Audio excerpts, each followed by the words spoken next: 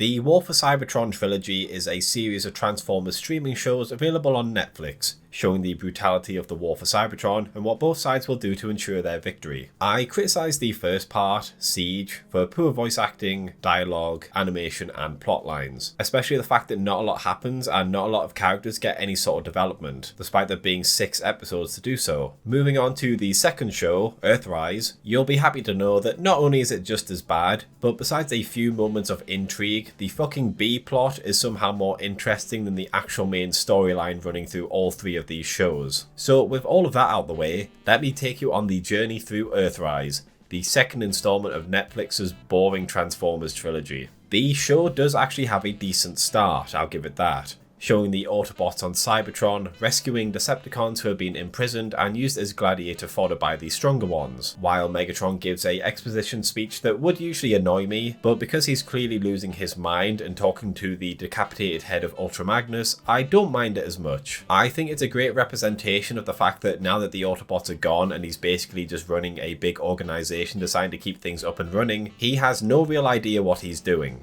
Good job.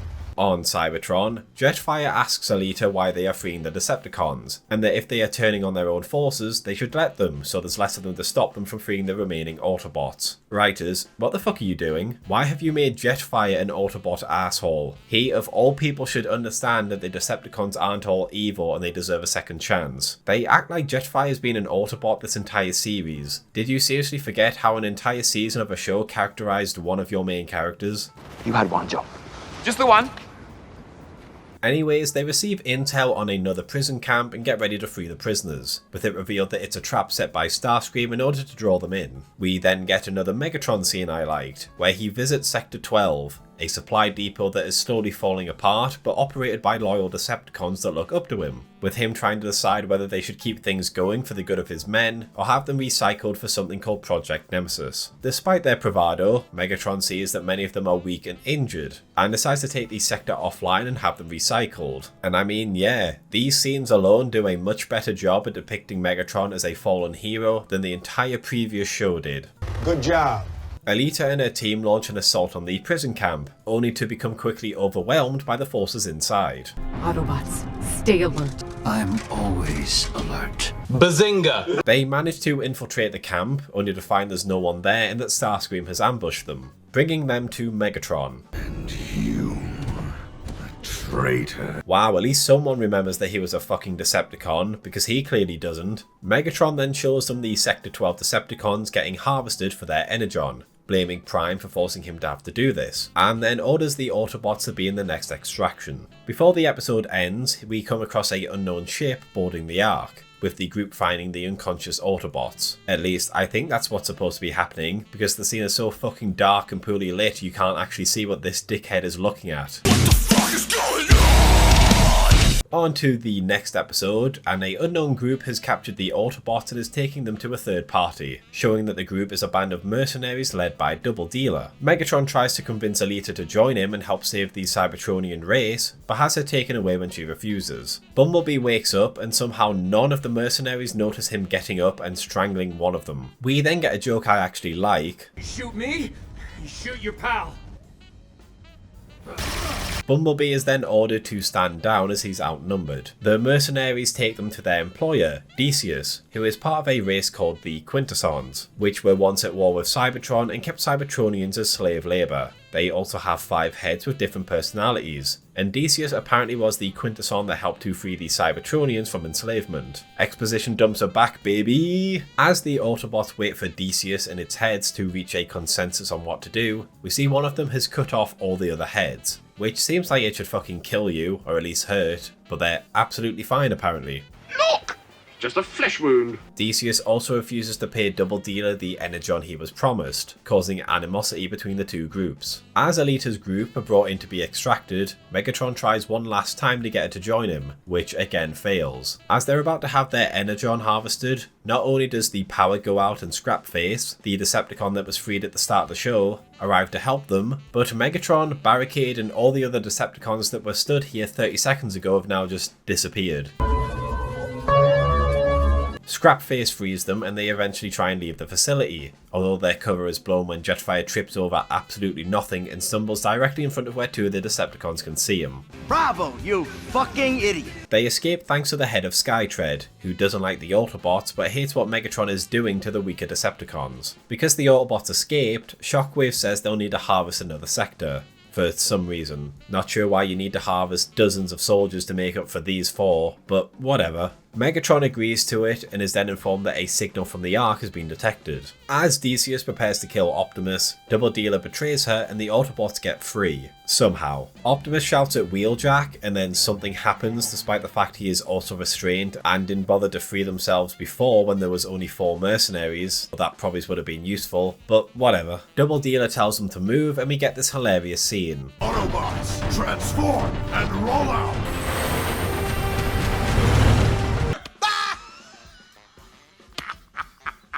You can't say Autobots, transform and roll out! And then have half of the group just stay untransformed. As Megatron unveils Project Nemesis, a ship for them to leave Cybertron, we see that the Ark is being followed by the mercenaries. On to the next episode and we see Optimus and Bumblebee on the outside of their ship, just chilling, because as we all know, there's plenty of gravity in space. And before you tell me they've got some sort of anti-gravity devices on the bottom of their feet to help them stick to the surface, later on when the gravity goes out in the space station, they still just float upwards. So clearly that's not the case. Gravity has just decided to not work here for some reason. Crazy, dog. Optimus says that he realised it was a mistake to launch the only thing keeping his planet from dying into space with no convenient way to get to it. Who could have guessed? We then get this reveal. You looked at him several times and didn't notice the giant red logo on his chest. Are you retarded? Ratchet and Wheeljack revealed that a space bridge in a nearby system is still functioning and in fact is currently activated, with the group travelling towards it. The Ark arrives at the space bridge to find a space station sticking through it, stopping it from closing. Alita and her team lead a huge refuge of Decepticons to their base, killing Seekers who try and track them down. Naturally, this happens with them firing 2 shots and killing 2 Seekers, and then missing every single shot on the 3rd one, causing Jetfire to have to hunt him down. They intercept a transmission from Shockwave that all Decepticons need to go to the arena, a trap the group decide to try and prevent. The Ark crew enter the space station, finding it seemingly abandoned, and as the space bridge cannot be used by them as long as the station is stuck in it, they decide to blow it up in the middle to sever both sides. Optimus and Bumblebee check the station that's passed through the portal, taking them to a planet, while the rest set explosives to cut the station in half, while a mysterious creature stalks them and then attacks them. After a very unthrilling fight scene involving 2 people struggling to keep track of a giant scorpion that's standing right in front of them, Optimus arrives to fight it, and by fight it I mean the scorpion crushes him for a bit, decides not to kill him, and then Optimus keeps hitting it in the face until it falls off the edge. You know, the pinnacle of high octane action. Oh, fuck yeah, this is the shit! Kill me now! It climbs back up the reactor shaft, and instead of everyone just running away by, you know, transforming, they decide to slowly run away, nearly leading to Bumblebee dying. What the fuck is this? What? What? What the fuck is this? This is garbage. As they're pinned by the Scorpion, the Decepticons approach the station using the Nemesis, preparing to board the station. Not really sure how they're here, considering the space bridge blew up and they've only just left Cybertron, almost like the writers just teleported them in without thinking about it. Is this a joke?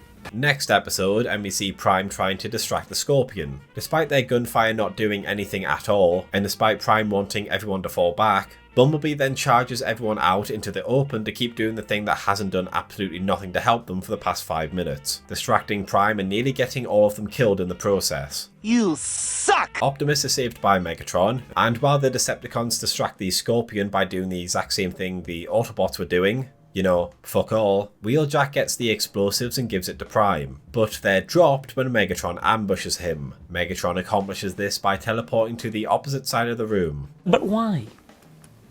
Why would you do that? As they monologue to each other, pretty much everyone else in the room just stops. The Autobots and Decepticons stop shooting Scorponok, and the only one we see doing anything is Ravage, who gets flung across the room and there's like 15 seconds of Scorponok not doing anything. Scorponok does eventually attack the two of them, and Prime detonates the explosive in its face. After the explosion, we see the explosion blew the Cybertronians into different parts of the station, and then it caused the station to close its emergency blast doors, with Wheeljack being unsure if he can open them or contact anyone. Starscream believes that Megatron is being killed and takes control of the Decepticons, and we see Prime waking up, finding Megatron impaled on debris. With Megatron unable to fight, the two have a heart-to-heart, where Optimus admits he was wrong to remove the Allspark from Cybertron, and Megatron tells him how bad things are now, horrifying him with how he built the Nemesis and how badly Elita's rebellion is going. Megatron calls Prime weak, as even now all he has to do to win is not help Megatron and he would die. But Optimus refuses to do so because he's so idealistic about his former friend. Meanwhile, Optimus points out that Megatron hesitated to kill him before the explosion, and that Megatron doesn't want Prime dead, or else the Decepticons have no reason to band together anymore. He says they can work together to bring the Allspark back to Cybertron and then go their separate ways, with Optimus freeing him. It's an okay scene, basically just spouting the subtext for everyone to hear, but whatever, it's fine. I know writers who use subtext and they're all cowards. The Decepticons ambush the Autobots, somehow missing every single shot despite being in the middle of the room with no cover, but Megatron and Optimus arrive, ending the fighting. Soundwave helps Wheeljack unlock the doors, and Starscream attempts to unite the Decepticons under his leadership, but Megatron does what he always does. As they prepare to leave, Scorponok reappears, forcing the two sides to come to the magnificent conclusion that shooting Scorponok in the head really hurts. Oh my god! Wow! Starscream is woken up by Ravage, which is a bit strange because Ravage was here helping the fight. Actually, wait a minute. You lazy fuckers. Prime orders Megatron to be repaired, and then decides to try and strangle the giant scorpion that doesn't need to breathe. Naturally, all this does is make him an easy target to attack. Megatron saves Prime, driving Scorponok back, only to betray the Autobots and sentences them to death. Optimus compares him to a Quintesson, which catches the attention of Scorponok, who tells them that his kind were enslaved by the Quintessons as well, and by the time they rose up and fought back against them, his home and his species was already lost. Scorponok, agreeing with Optimus's assessment that Megatron is like the Quintessons, despite having absolutely no context what this conflict is about, attacks the Decepticons by standing in front of them and then waving its pincers around. The Autobots get to the Ark, where Optimus once again prevents them from blowing up the station as it might kill Megatron. He's actually so fucking incompetent. Honestly, I don't know why he's the leader. Starscream orders the station to be destroyed, and as the beam hits them, they find themselves completely intact, but surrounded by absolutely nothing. On to the next episode, and we see a flashback where Alpha Trion is confronted by Skylynx, who demands the Matrix for himself, and when Trion refuses, he banishes Skylynx for attacking him. It's an okay scene, but pretty much every other sentence he has to say Skylynx's name in some form or another. Right, so we've got this new character we need to introduce. What should we do to introduce him? I know, let's have another character constantly mention his fucking name repeatedly for no reason whatsoever. Sometimes my genius is... it's almost frightening. In the present, Skylynx is seen outside the Ark, and Optimus realizes they are in the dead universe, another universe devoid of existence that Skylynx was banished to. Skylynx teleports Optimus outside, and after realizing he is the holder of the Matrix, commends him for his humility, and is shocked to learn about the Allspark leaving Cybertron. We see Starscream waking up to see a massive portal that is now where the station was, as Megatron appears behind him, knocks him down to the ground, and then executes him for betraying him and risking everything. Oh wait, sorry, he just tells him to get off the bridge and that's that, despite the fact that he's shown to do much worse to loyal Decepticons that fail him. Megatron demands they go through the portal, ending up in the dead universe, and a mysterious stranger appears behind him. Skylynx explains to Prime that he has tremendous power in the dead universe, but was unable to break free and was completely alone, with him realizing that power wasn't everything and that his past self was wrong. Skylynx now wishes to help Optimus fulfill his mission. Megatron questions the stranger, fighting him when he gives vague answers, with the stranger wiping the floor with Megatron in the process. The stranger tells him he must kill Optimus, and he has come here to help him succeed. Skylynx tells Optimus he can use the Matrix to get them out of the dead universe and find the Allspark, but in order to do so he has to master it, something he cannot do at the moment until he banishes his inner demons and concentrates. They peer through Optimus's memories to see when he, Ultra Magnus and Megatron were first chosen by Alpha Trion. And it's really funny because despite being before the war, all of them are covered in battle damage and Megatron just has a giant Decepticon logo on his chest. They keep going through a montage of what Optimus desires and what he fears. Otherwise, he could die before fulfilling his destiny and become something even worse. As Prime focuses, trying to take them to the Allspark, we see the stranger goad Megatron on, reminding him of his hate and anger in the arena is what created Megatron, and that Megatron needs to get strong now before something finds them. Optimus takes them back to where that Allspark will be and begins to channel the power of the Matrix to get them back into the real universe. Using the power of the dead universe, Megatron channels his rage and unleashes it on the Ark, with Skylynx blocking the shot and sacrificing himself so the Ark can escape, for some reason. We'll get to that later. As the stranger is pulled back to wherever he came from, he tells Megatron he can still stop Optimus, telling him to find a golden disc. The Nemesis then goes through the portal after the Ark, arriving at Earth. The final episode now, and we see that the Ark is powered down as Teletran 1 is stuck sorting all the data it just acquired, and that the Decepticon ship is suffering from the same problem. Optimus tells Bumblebee he was wrong for believing he could be friends with the mass-murdering genocider who turned his own loyal soldiers into a big ship, saying that Megatron needs to be stopped. Well, no shit. Megatron uses a tractor beam to smash the two ships together, and as they board they find the Ark seemingly empty. The Autobots, with their guns out and Decepticons on the other side of the bridge, ambush them by not using their guns and running over to punch them instead. Come on, man, what the fuck is you doing, cuz? As Optimus and Megatron fight, Optimus prepares to kill Megatron, but refuses to do so until Megatron forgives him. Optimus, what the fuck are you doing? You literally said, And now with one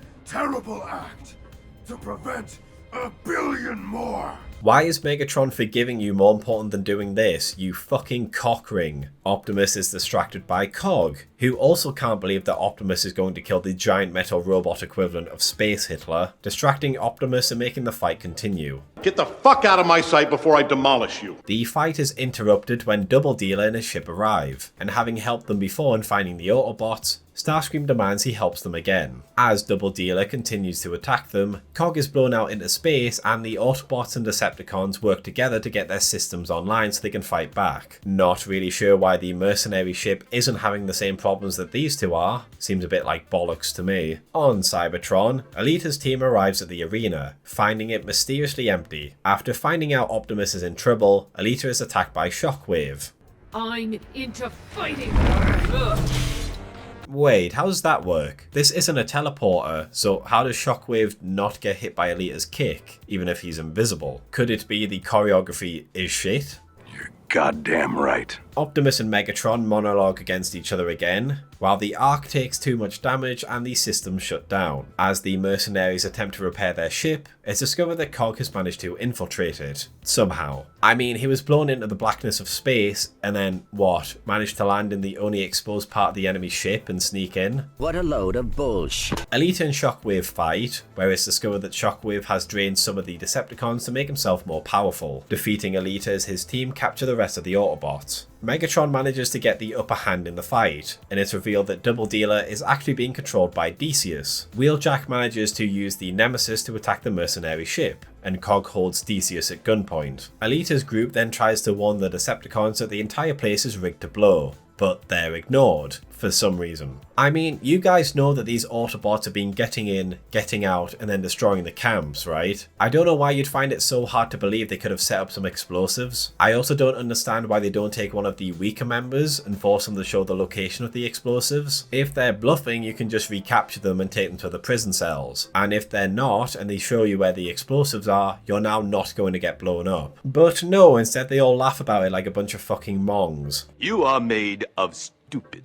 The Autobots get power back to the Ark and try and get a message to the Nemesis to stop shooting the mercenary ship, as its drive has been weakened and it might explode if a stray shot hits it, which would wipe all of them out. Bumblebee goes to find Optimus, while a shot hits the mercenary ship and causes Cog to drop his gun, getting stabbed by Decius in the process. The Resistance group manage to get free as Chromia shoots their captors and frees her comrades, although I don't know how any of this is possible. When they got captured, the Decepticons shot Chromia in the chest, seemingly killing her. Knowing the Decepticons, you'd assume they would finish the job and make sure she's dead, but no, they apparently just left her and her weapon completely unguarded and took the others on a slow walk to Shockwave, allowing her to recover and kill them all. I'm surrounded by idiots. Anyways, as they try and escape, the explosives go off, destroying the arena and killing all the Autobots and Decepticons. Megatron has taken the matrix of leadership from Optimus, intending to use its power for himself. Megatron, despite not caring about wanting forgiveness and wanting to kill Optimus as soon as possible, then proceeds to just stand around not doing much until the last second, allowing Bumblebee to attack him and rescue Optimus. The mercenary ship explodes, killing Cog and causing the Nemesis and Ark to crash onto the Earth, with the series ending with a Velociraptor looking at the crash site, its eyes zooming in on the Ark and showing it's a Cybertronian.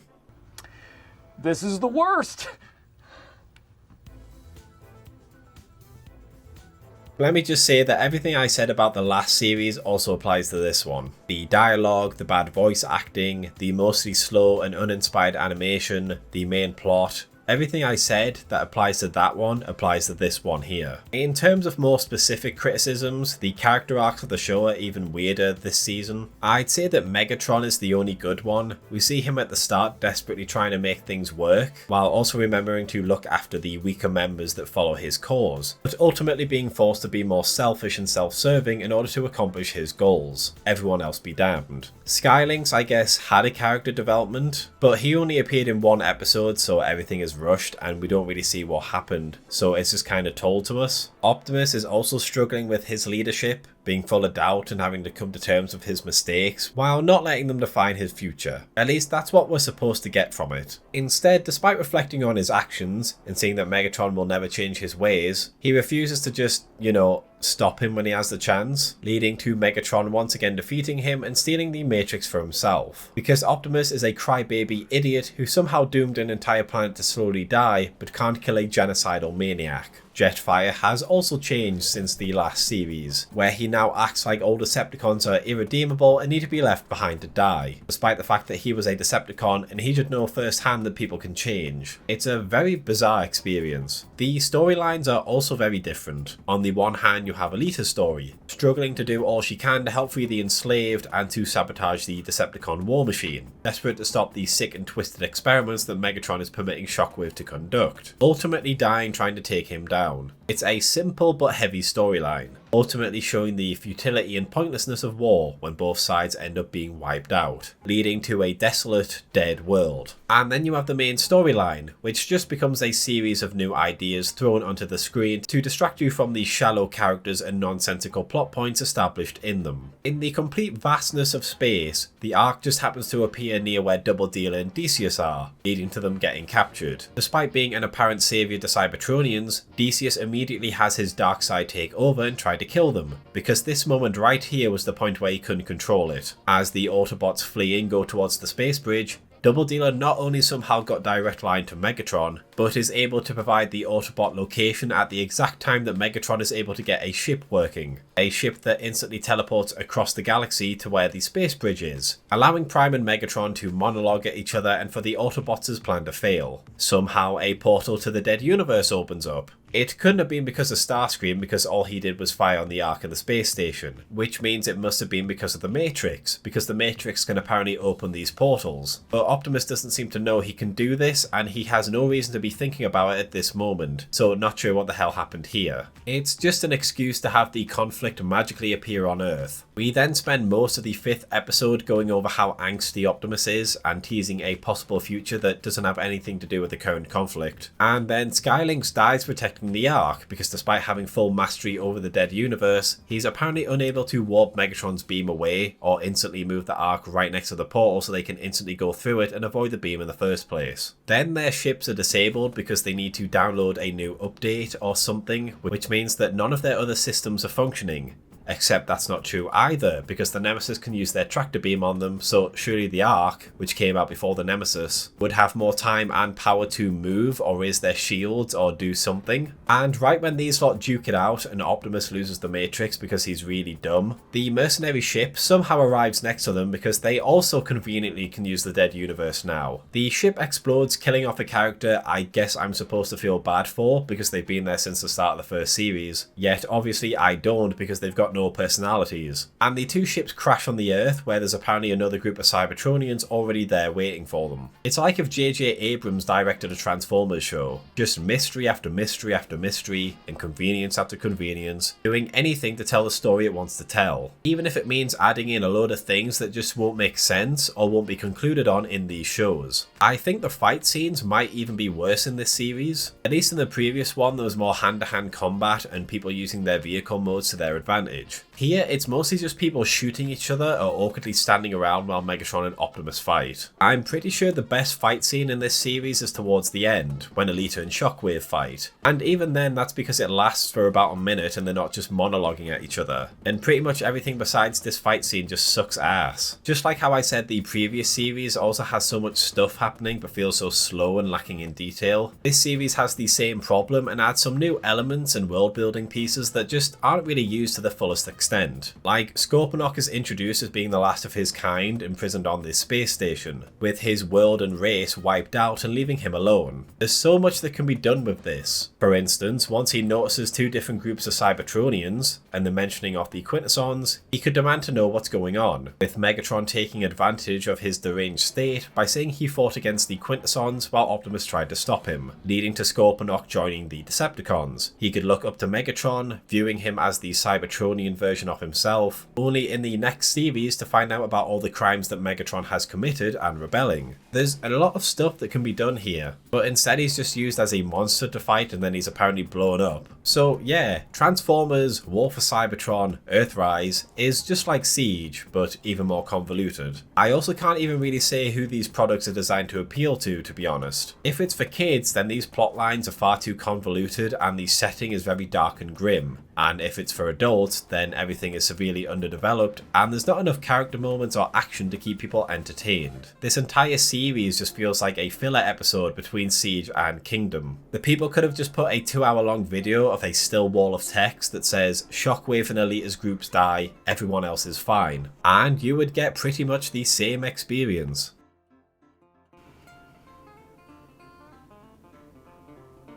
Thanks for watching, lads and lasses. If you enjoyed this video, please consider liking, subscribing and checking out some of my other videos. Sharing always helps, and if you're feeling really generous, please consider my Patreon or YouTube membership. I also have a Twitter and occasionally I do live streams. But most of all, I just hope you had a great day and hopefully I will see you in the next video.